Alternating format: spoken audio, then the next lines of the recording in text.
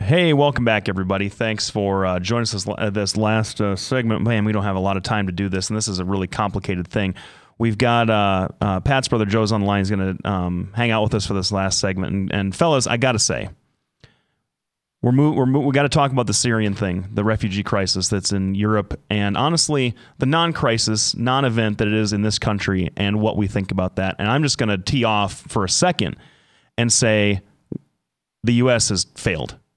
Or we're in the process of failing. We're a the U.S. in the form of Barack Obama. The United States, whoever needs to be. I'm sure there was a Guardian report that came out on the 7th that asked every single presidential candidate, all 22, what their thoughts about increasing refugee, bringing these folks to the United States in some kind of numbers. Nobody except Martin O'Malley said that we should increase. All the Republican candidates either gave no real specific answer or said we should freeze it where it is and we shouldn't let them in. Scott Walker said no immigrants or no refugees should come in at all. So this isn't a Republican Democratic thing. This is the United States government is failing here. In the 90s, about 169,000 Bosnian refugees were permitted to enter this country from war-torn Yugoslavia. 182,000 Vietnam refugees came in around the Vietnam War. 300-some thousand Soviet Union refugees came to this country between World War II and the end of the Cold War. Like we letting Soviets come into the country as refugees. There are some reports from NGOs that say we haven't even let 1,000 Syrians into the what we hold out to be the exceptional, most generous, richest nation in the world. As it stands, but I think it stays right on Obama's lap. Yeah, exactly. He doesn't want to be an interventionist. That's what he says. He wants to leave Iran with nuclear weapons or the ability to get them. He's failing in this regard. Failing, yeah. But my question is if his role and goal is to keep the United States out of the Middle East, and that is his goal, then why isn't he on the stick to call Saudi Arabia, Kuwait, Bahrain, Oman, and any of these EAUs or EAU, I guess it's UAE. Yeah. There you go. I mean, where's their responsibility? Why are you blasting the United States?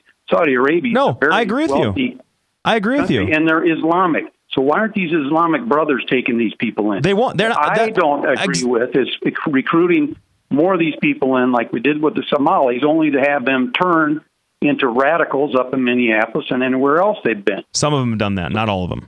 Yeah, a lot of them have done. Not even a majority. It only takes one. So okay.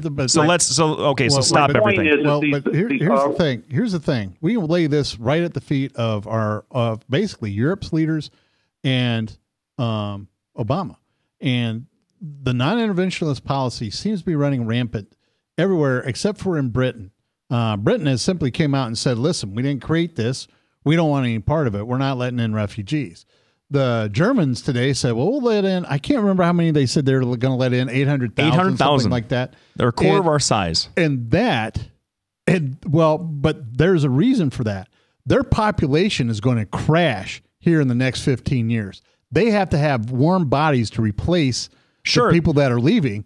So it behooves them. But they also issued an edict saying, in diplomatic speak, everybody else is going to be taking some refugees because that's what Germany says.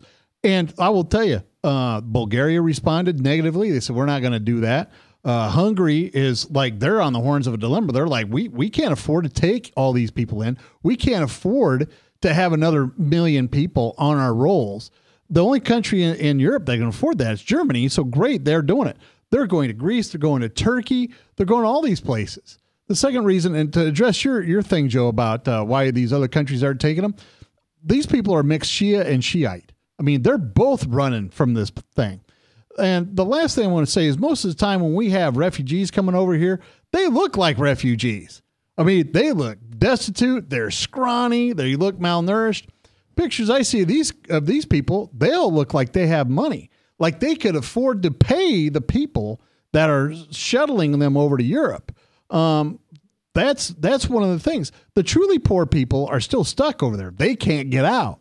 But those that had money are able to pay these well, we call them coyotes here in the U.S., pay these coyotes to take them to these places. I've heard rumors of up to $100,000 per. These are from my friends in the poor people are dying in boats in the ocean. Well, if we're going to say people are dying in boats in the ocean, right? And this is a tremendous tragedy. And it's made even worse by going, yeah, we'll take you. Because the more they say, yeah, we'll take you, the more you're going to get these people taking these. But then they don't. That's what I'm trying to say.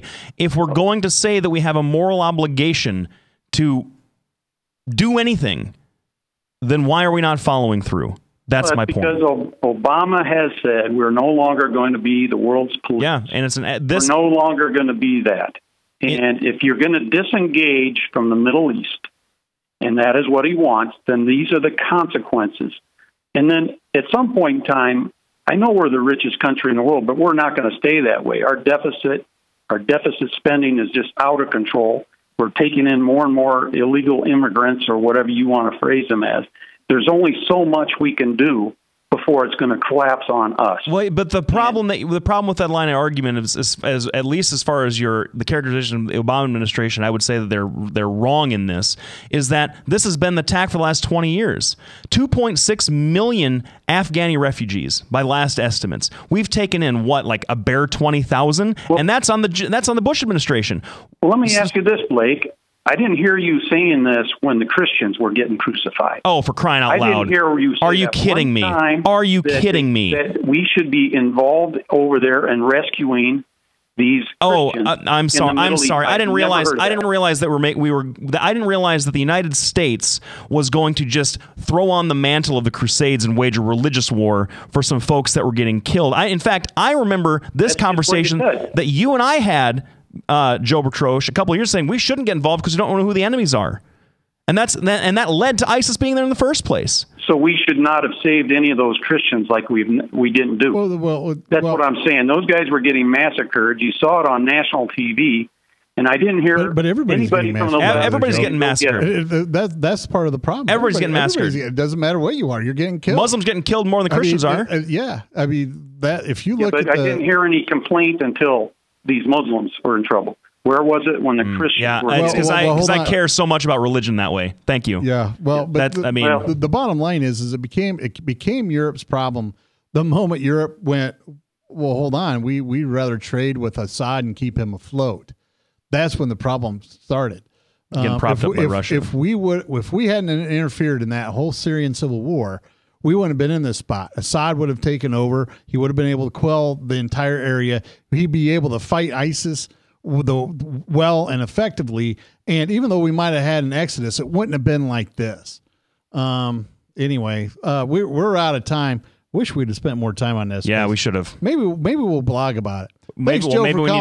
Thanks, Joe, for calling in. Really appreciate it. Hey, you guys have a great weekend. All right, you too. We'll see you later. We'll be back next week, folks. Thanks a lot for tuning in.